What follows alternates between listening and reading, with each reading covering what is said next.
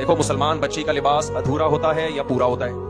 آپ کا بیٹا، آپ کا لڑکا جب پورے کپڑے پہن سکتا ہے تو آپ کی بیٹی پورے کپڑے کیوں نہیں پہنتی؟ فوراً لوگ باتیں کرنا شروع کر دیتے ہیں، اتنی سی بچی کو شریعت کے حکام کا پابند بنا رہے ہو، ابھی تو بچی ہے۔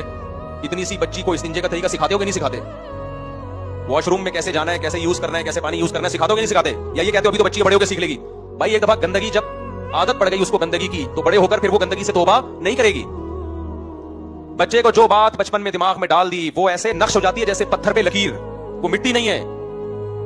تبھی علماء کہتے ہیں نا بچپن میں بچے کو قرآن حفظ کرواؤ، بچپن کا یاد کردہ ہمیشہ یاد رہتا ہے۔